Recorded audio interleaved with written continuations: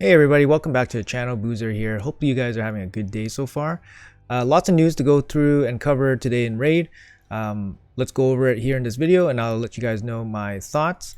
Quickly hop over to the news tab. We have a couple things going on. We have this Bambus training tournament, which gives us access to some Bambus blessings for the first, second place and third place finishers. It's a little bit unfortunate because the rewards, we don't really get it on the right hand side. For example, it's only for the first, second, and third place finishers, which is not that great, but the rewards on the side are actually pretty strong, or at least on par with what we're supposed to get from these training tournaments. So it's always a good thing to go for the book if you need the books, and if you can scoop up the Bambus soul, it might be beneficial to you in the future. Obviously a 4-star soul is worth a lot in terms of time, as well as energy, with Iron Twins farming and all that stuff. Bambus probably wasn't a very popular fusion, so you might be able to get lucky and get a good bracket, so that'll be dependent on, you know, a little bit of luck there, but worthwhile to get if you guys want to use them. This other big bit of news here is the clan Insignia. So you guys can check out this video here, but if you guys go into the clan, we have now the options to build our own Insignia, which is super cool. We're having a lot of discussion right now in my clan and cluster, for example, about how we want to go about doing this. I've seen some really funny and interesting ideas. So a quick tip for anyone that hasn't looked into this too much: you can do some cool things like this. Add a layer on top, for example. You could also build out this way, so you can like move it up and down. So you can combine multiple images together to make a single image if you guys like, as well as, you know, obviously change colors and so forth. There's actually quite a bit to play around with here, so it's actually pretty interesting. I wasn't really super hyped about this part of it, but it actually is an interesting it's an interesting feature in Raid because it gives the player this much level of customization, which is pretty good. It feels like a part of your brain that has not been exercised at all in this game, and now we have to use that part of the brain. The other thing is this required member CVC point contribution. So I thought initially this would be an excellent feature, especially from someone that actively manages a clan and cluster myself. I still believe it is actually a very good feature. It can prove to be a little bit troublesome for some clans, especially you know, if the leader, it gives a lot of power to one person. So one person has the ability to really mess up a lot of people if they mess up this part or if they abuse it in any way. So it is quite a bit of power that Plarium is giving to one person. So definitely make sure you guys are in a clan or cluster that has, you know, strong enough leadership that will not abuse this. Obviously people do funny things when they have a little bit of power, so definitely pay attention to that. But I think it is a good thing overall, especially from someone that manages a clan. I think it handles a lot of little things, takes a lot of extra communication that goes on behind the scenes, takes that off the table right away. So it's very cut and dry. You hit it, you got it. You hit it, you get the rewards. You don't hit it, you don't get the rewards. That's it. Plain and simple. No, you know, ifs and buts. I did this, did that. So, you know, so make sure you guys pay attention to that. Make sure you guys remind your leader to set this properly. Currently the default setting is 1000, so no issues here, but make sure they set it properly. Make sure you double check their work, of course. But I think it's a good thing. But like I said, only the leader can change this. Also, I want to note that everyone can make a banner, so maybe this might be something that needs to be shared on Discord for ideas, but only the leader can fully update your banner, your clan banner. Okay, so that's just something to pay attention to. The other big part of the news actually is this fusion. We actually got a brand new fusion here. First time since, I don't know, Broadmaw. Broadmaw is probably the last one. Of course, we have Rosin as well, but Rosin, once fused, is gone, so you can't fuse multiple Rosins, which makes sense. You can't fuse multiple Mikages. These legendaries, I would also assume they are not multi-fusible, so you can only fuse them once and they're gone. These epics, I'm not sure. I'm not sure if the epics are multi-fusible here. It might be, I forgot if it said. Let me know in the comments below if you guys know for sure that these epics are not fusible again. So maybe Mikage can be gone and these two legendaries can be gone, but maybe these epics can stay, like Relic Keeper and Brahma. Not 100% sure. This champion, real quick, mythic champion. She's actually very awesome just from her kit description and from the playtest I've seen. She has an A1 ally attack on her base form, AoE attack here, decreased enemy buffs and your debuffs, and then increases your durations of the debuffs. It's actually a very interesting support skill. Going to be very useful for sure. And then she has a team buff and then team attack, team ally attack. So this is 4-turn cooldown, similar to other team attacks. Very, very strong, similar to like Lonathril or Longbeard. There's not too many champions that have a team attack on a 4-turn cooldown. It's not as good as Cardio's attack, which is a 3-turn cooldown. So he probably still has the best one because it's a 3-turn cooldown, but this was actually very good. It's a little bit interesting because it has increased attack. So it's a little bit better than increased crit rate because you usually build with 100% crit rate. But of course, increased attack doesn't always apply to all damage dealers. So there is that. Her passive, obviously, she obviously can metamorph, transform, 4-turn cooldown, not blocked by cooldown skills, cooldown reduction skills. And then she has a passive that removes all debuffs from ally with the highest attack. So great support kit in her base form. Has increased accuracy in all battles, same accuracy, same aura as a Mithrala, which is excellent. When she transforms, she turns into this cool looking spider lady. Really big animation here. Looks great. A1 sleep, similar to Sifi. Not as good because Sifi's is irresistible, but hers is going to be unconditional based on turn meter, but it is resistible and requires accuracy. She does have a little bit of help here with the ignore resistance part. Attack everyone, AoE attack everyone, places stun, also reduces turn meter. Very good crowd control skill. Increased accuracy on to the team, removes all buffs from all enemies. So it's a strip, debuff, and a buff. This is a really good skill. This is a really good skill. I really like this skill. Of course, metamorph, and her passive is slightly different from her base form. At the start of this champion's turn, decrease turn meter of the enemy with the highest attack by 50%. Some bosses won't be affected by this, but this is going to be really good in like PvP, for example. But yeah, her kit generally is very solid. There's nothing too tricky about it. Some of the skills are unique to her. You don't see a lot of, for example, this 3-part skill, increased accuracy, weaken, as well as a strip. Very, very strong ability. But there's no surprises here. There's no like weird interactions. It's just a super solid kit. I can see her used in multiple places, PvP, PvE. And yeah, it's just a really good champion, I think. Something to notice, she can probably function without any books, to be honest. I think in total she takes 10, 2, 3, 4.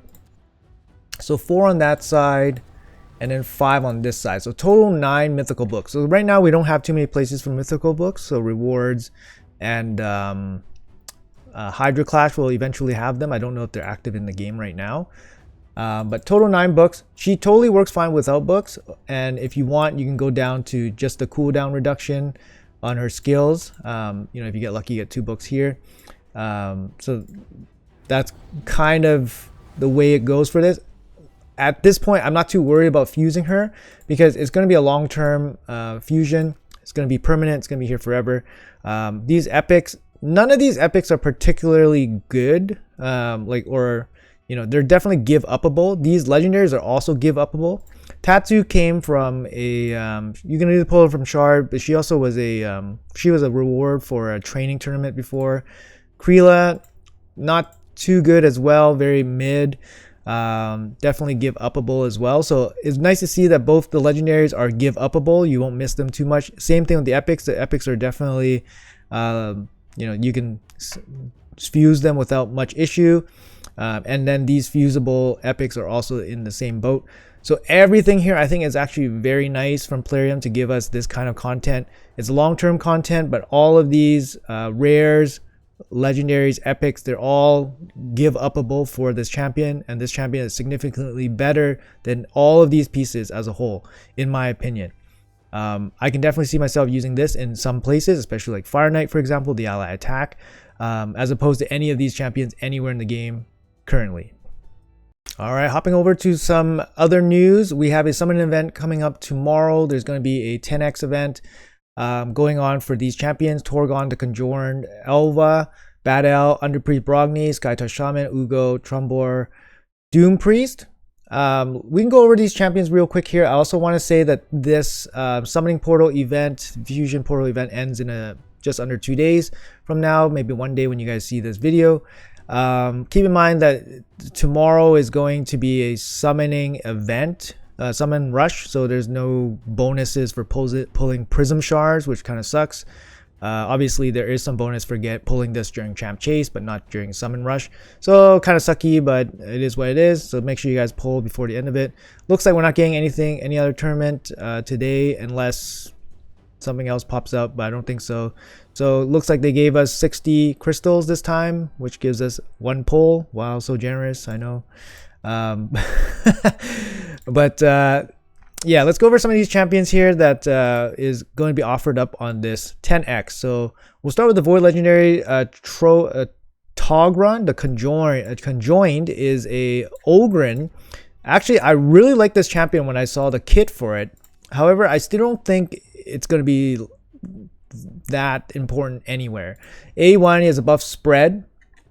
So for your whole team, buff spread. Small, not 100% chance, 50% chance when fully booked.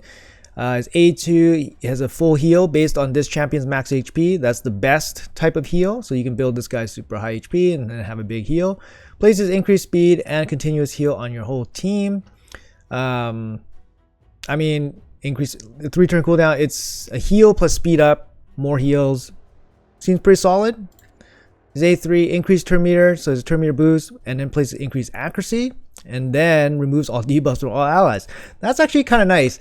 However, this wording here is actually kind of bad, because if you're trying to place a buff on somebody with block buffs, then this will not work, because the debuff removal happens after the placing of the increased accuracy. So it's not as good as remove all debuffs from all allies, increase turn. So for example, if this sentence was in the beginning, so it's not as good as that. But overall, like, very solid A2, very solid A3. His passive increased this champion's max HP every time, so his HP actually grows, which is actually really, really cool. And it also increases your team's max HP. So I don't know. I really like this champion. I think he's super solid. Speed in all battles 20, so he's a speed booster, team buffer.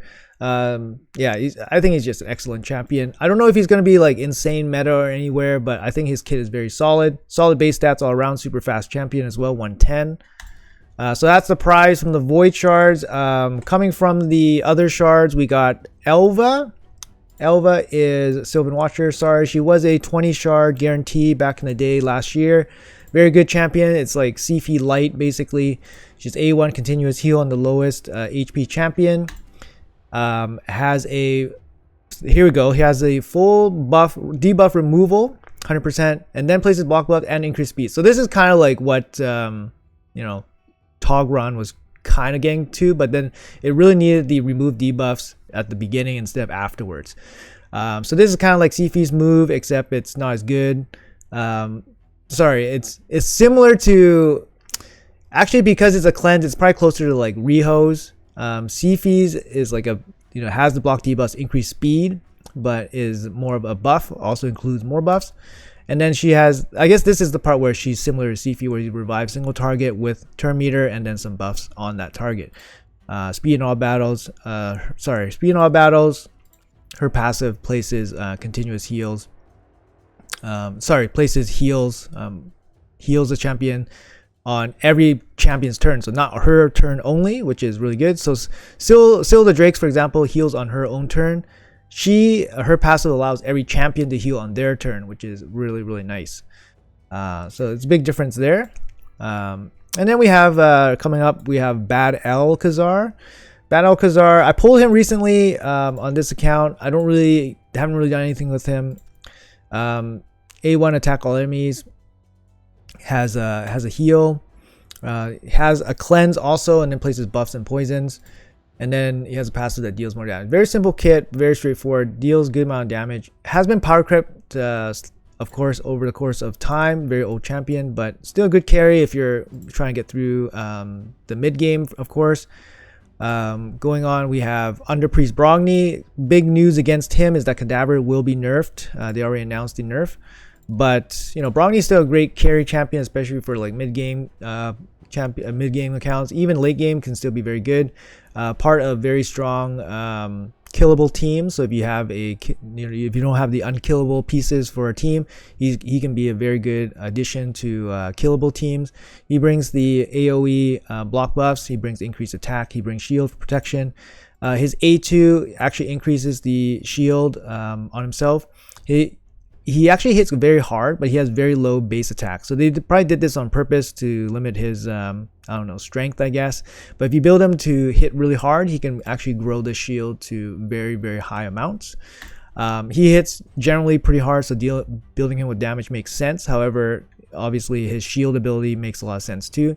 Give him a Giant Slayer so he can take advantage of his passive and deal massive damage for you. After that, we have a couple epics which are actually quite decent. We have a Sky Touch Shaman. So Sky Touch Shaman, she has the cleanse. She has 4-turn cleanse and then block debuff and then revive on death. Similar to Cardio. Cardio has a 3-turn version of this, which is infinitely better, but she's still a good champion for this as well. We have Ugo, which is my #1 pick for best Hydra epic in the game. I think period. She fits into all sorts of teams. She has basically an insane AoE decreased defense and block buffs. Make sure you guys have sniper mastery to give her the extra 5% that she needs, because if you're fighting for enemies, she will only have 95% chance fully booked of placing block buffs. So give her sniper to make it 100%. If you guys are playing more than 4 enemies, then she will be 100%. It's a weird ability, but that's the way it works. She has a cleanse here with the strange revive team, but still very good once in a while. And then she has an A1 leech. It's just excellent champion. Good base stats around. Great epic. Coming up, we have Trumbore. So Trumbore is probably not going to be something that most people will be looking for here. He has a chance to place weaken, leech on a single target hit, and then he has this weakish remove debuff from all allies, and then boosting his own damage. Kind of a weird kit. He has some protection in his kit. He has some damage boosting ability. Interesting champion, but I don't think he's going to be anybody's main squeeze for this event. And then finally, we have an OG champion here. We have Doom Priest. Great passive. Basically, that's all she's used for. She has a passive heal on her passive, removing 1 random debuff. This actually works very well against like the Fear Head, the Torment, Head of Torment for Hydra. Also very good against some Doom Tower bosses and some bosses in general. A1 increased crit rate randomly, and then she has an increased attack up. Force ally speed in all battles by 15%. So like very power crept epic, good back in the day. Still can squeeze her way into some teams. I've used a normal team with Doom Priest as my Torment counter. That worked out quite well. So if you guys need a way to deal with Torment that isn't Veil or Shamail, then somebody like Doom Priest can be helpful. She also, like I said, is helpful in some Doom Tower bosses and content. So definitely check her out there if you guys are looking for her. And finally, make sure you guys, like I said, pull the shard. If you guys are wanting to pull. If not, Plarium will auto pull the 60 and then put the 15 remaining into your future summon pools. I did offer a tip in my previous video of potentially saving the prisms. So if you don't want to pull during this pool, but you have over 60 crystals, I believe it is possible to leave the crystal here in the rewards and not claim it, and then let the let the event expire, and then this will go into your inbox afterwards.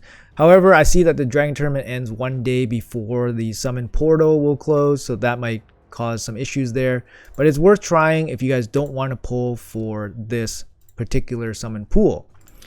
Anyways, guys, thank you guys so much for hanging out. I know it's a little bit long-winded video, but there's a lot of news to cover, and I just want to give my 2 cents on everything. I know I haven't been posting that many videos daily at my usual rate, but I will be continuing to put up some videos on a daily basis if possible. So thanks a lot for watching, guys. I appreciate you all. Let me know in the comments below what you guys are excited for, what you guys are doing during this downtime between fusions, and I'll see you guys in the next video.